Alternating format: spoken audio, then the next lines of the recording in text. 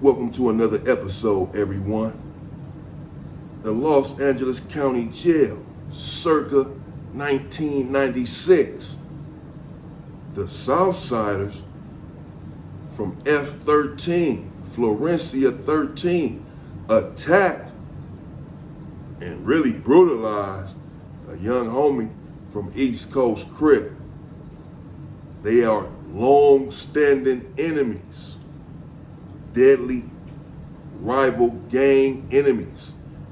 They do not like one another. At least back in the days, they did not.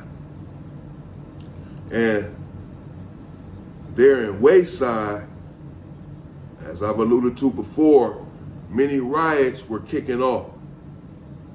But by this time, the blacks were fighting back and initiating some of these riots.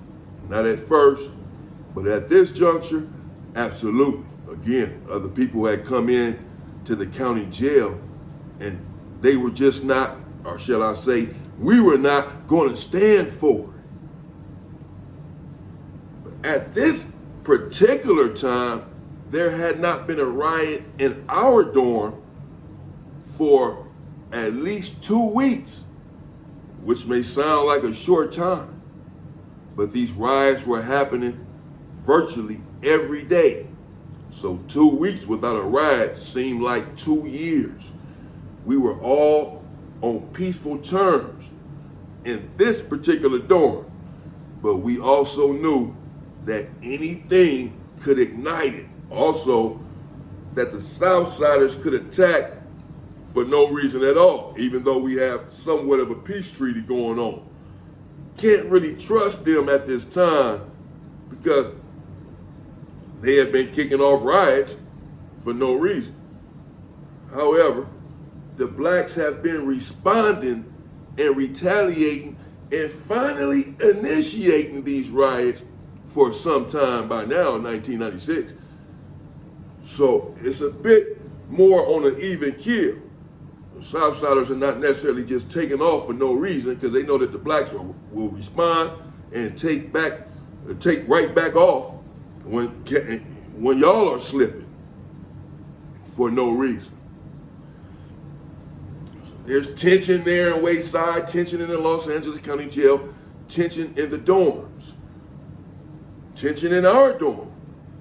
But we have an understanding because we had been going up and there had been a bloodbath for months straight at this particular juncture. So we're all like, okay, let's just chill out for a minute, everybody catch their breath, and then we'll go at it again.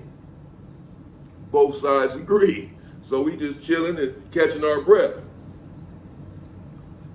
Enter a young homie from East Coast, Crip. Now, this particular homie, well, he was a rider. He was turned up before there was a such thing as turned up. He had a certain walk, a certain talk. It wasn't braggadocio. It was not bravado. It was authentic. I like to consider myself a pretty good judge of character, and I knew from the beginning that this dude had heart. He and I became pretty close. Again, I have a certain affinity for the East Coast Crips. Out of all of the gangs that would be considered the opposition of myself and my gang, the East Coast Crips are the ones that I relate to the most for various reasons. So he and I, we're pretty cool. There's another young homie in there from East Coast as well. Now, I'm just 22 years old. The dude from East Coast is about the same age as myself. He's about 22, 23, the young homie. The other dude from East Coast is about 26. We're all young, but some OGs in the dorm. There's 2 dudes from F13 right there in our dorm. And across from our dorm is another dude from F13. The dude from East Coast had a spat with the dude across in the other dorm on the street from F13. They had some sort of going on. I don't know if they shot at each other. They had fights, they had dealings before, and they had a healthy despise for one another, a strong dislike. But they're separated, so everything's okay. We told the dude from East Coast when he came in the dorm. Two dudes in here from F13, but whatever problems that y'all have, as the rules stipulate, on the street, it has to stay on the street. In here, we all have enemies in here. But right now, we have a ceasefire going on. We have a bit of a peace treaty. We just catching our breath, bro. We've been going at it. So he like, all right, cool. I'm not tripping. As long as they not tripping, and as long as old boy that's across there in the other dorm doesn't come over here, or we don't, meet up somewhere, man, because we had it out on the street, bro, and I don't trust him. So as far as me just like being around him and standing down, I can't promise that, because any look he give me, any sort of gesture that seems threatening, I'm gonna get off. I'm not gonna wait on him, bro, because I don't trust him. He really despises me, and the feeling is mutual. Understandable. We even went to the Southsiders and told them about the situation. The boy that's across the hall, across another dorm, just keep him over there, keep our people over here. The dudes that's over here from F13, make sure everything is cool. We got the boy from East Coast, he not tripping. So they like, all right, cool, man. You know what I'm saying? They sent word to their people, according to what they told us, in the other dorm. Make sure, let's call them Lucky. Make sure Lucky doesn't come over here to this dorm.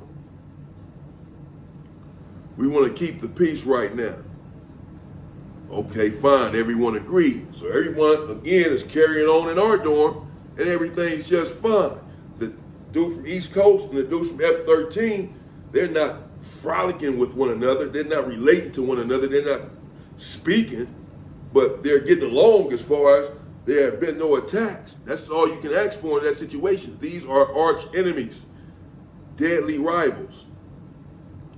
They've had a deadly bloodbath war going on for some time. So for them to be able to coexist, even in a hostile environment, well, it speaks to the fact that they are all adherent to the rules and protocols at this time. Again, which is whatever y'all got going on the street, keep that shit out there. We all have enemies from the street that we have to coexist with in this jailhouse.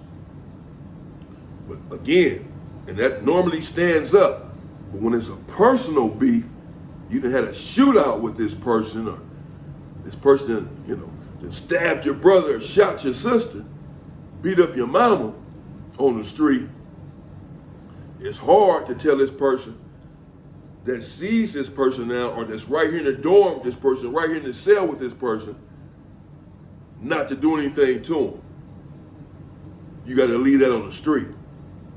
It's like, I want to get my hands on him wherever I can, and we not on the street right now. This is where I saw him at. If I saw him on the street, I'd have took his top off on the street.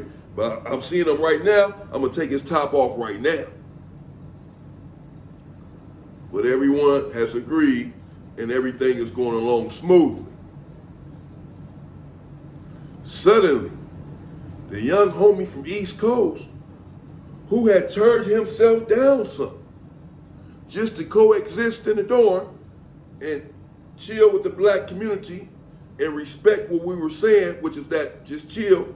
And he's doing all of this. He's following the protocol and the program, bro. He's not being aggressive with the F13's in the dorm or anyone else. He's being respectful. And so are they. So are the Southsiders. So are the F13's. Everyone is doing what they're supposed to do. He goes to court, and as fate would have it, he goes to court with the dude across in the other dorm, Southside.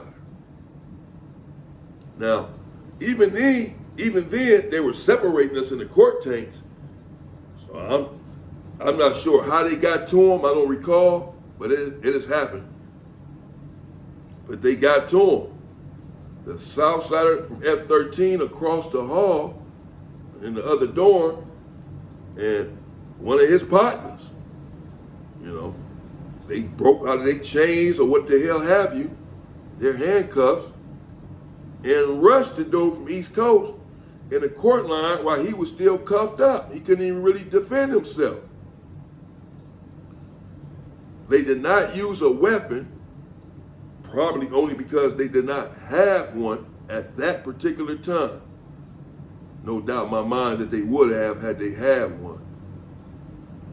But they, you know, because he was cuffed up and couldn't do anything, they got him pretty good. Closed his eye. The word got back to us that they closed his eye, bust his face up, bro. He didn't cower or nothing though. He was trying to, you know, swing back with his cuffs on. But when word got back, we were all upset because he was cuffed up and y'all attacked him, and we got a peace treaty going on. Yeah, it's in our dorm, maybe not in y'all dorm, but this dude hasn't bothered anyone and has decided to follow the protocol. He could have been attacked these dudes in the dorm. If that's the case, we could have been just tripping. But we all said no. Y'all got word over there in that dorm, according to the Southsiders in our dorm, not to trip. To make sure that dude from F13 stays in the dorm that he is in. And we're gonna make sure the dude from East Coast stays in the dorm that he is in. We don't want them crossing paths. And we all agreed upon this. And the hierarchy in our dorm let them know in that dorm, again, East Coast is hands off. Y'all got this word, according to the Southsiders in our dorm. So either they never sent the word, somebody's lying, or y'all flouted the word that y'all got. Y'all went against it. Y'all said the hell with it. We just can't, I gotta get this dude.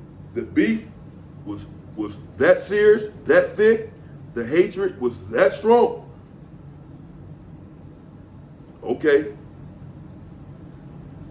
When we got word, well, I'm up in arms personally.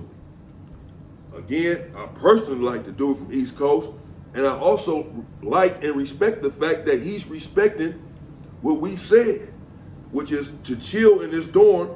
We not having any problems right now. We gonna keep it like that just for a couple more weeks. We all catching our breath, then we'll have another riot, and then we'll catch our breath again, bro. This is how it's going up. This is just what it is. It's not gonna stop at this time. But man, what y'all just did, well, it's out of pocket. It's out of line. Yes, I don't like it. And once they told me that the young homie from East Coast was bloodied up and his eye was closed, that he was handcuffed, could not defend himself, I immediately decided that, well, we had to defend him. We had to defend his honor. And I felt like the Southsiders in the dorm, they didn't uphold their end of it. Yes, it was another dorm that had attacked him. But if these dudes had sent word like they said and told their people, hands off, stand down like they said they did, then this would have never happened. They could not have sent that word. They were okay with what happened as far as I was concerned, as far as everyone was concerned. And the young homie from East Coast that was left in the dorm, he's pissed. Because he's like, man, we could have been got off on these dudes from F13 if that's the case. But we didn't do it, bro. I'm like, exactly. But we have no choice but to do it now.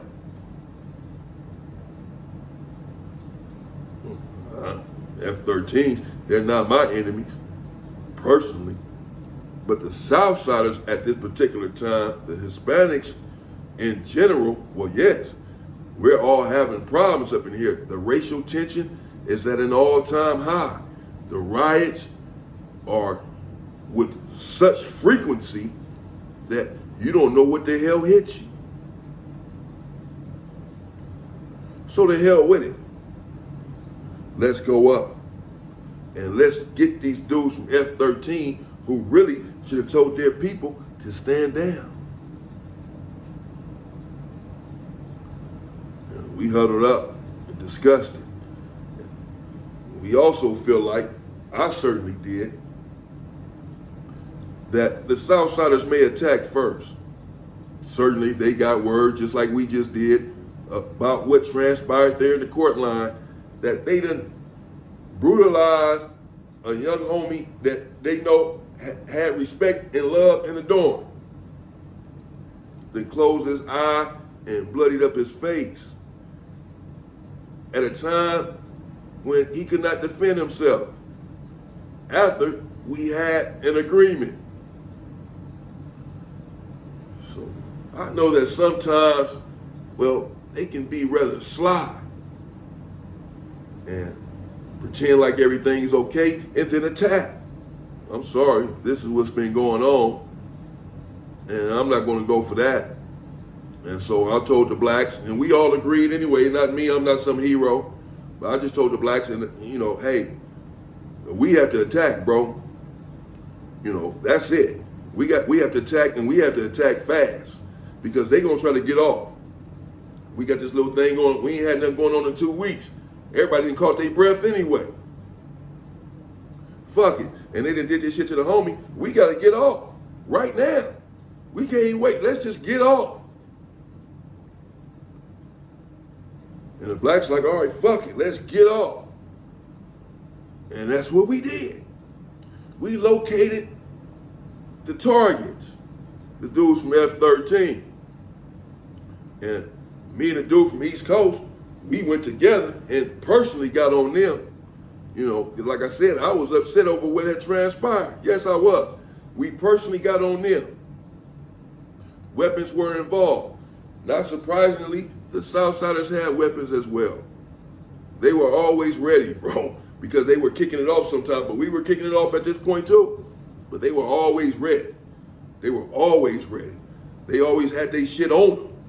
Sometimes they had it in a certain area, they had to run and get it when these riots would kick off. But a lot of the time, they had it right there on them somewhere, bro.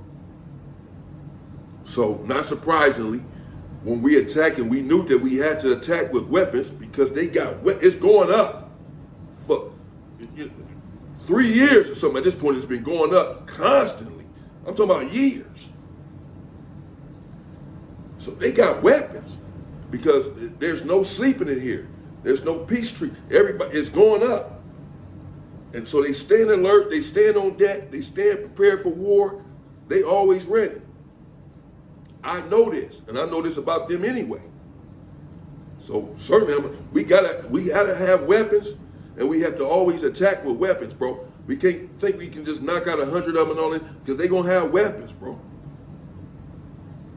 All right, bet. So we already had weapons in the dorm.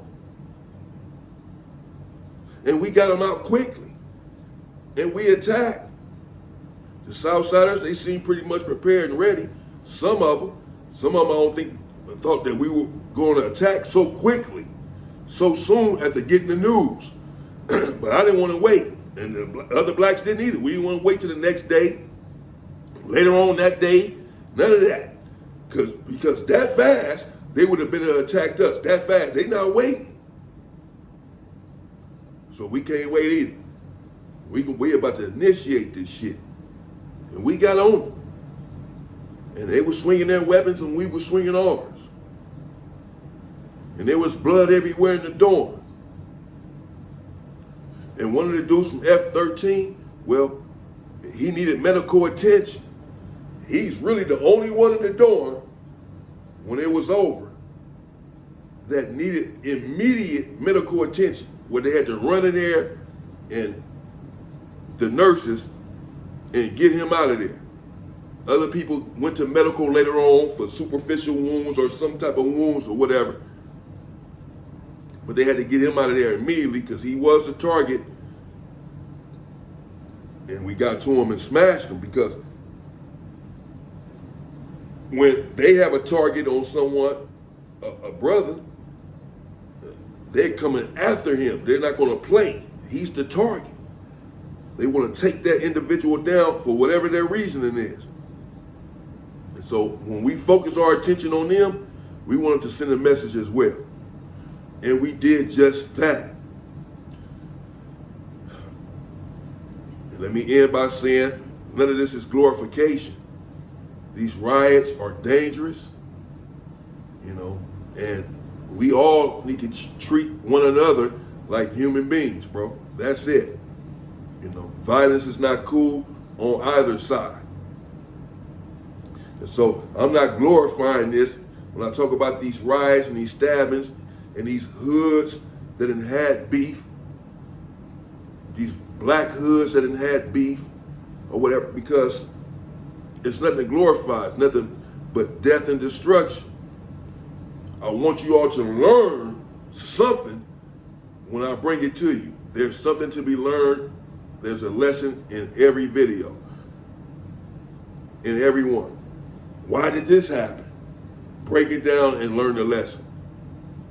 I'm bringing you history and trying to teach you a lesson. The main one being the primary lesson: stay free, people. That's the primary lesson. Stay free. Shit ain't worth it, man. Fuck jail. Fuck prison. Stay free, people.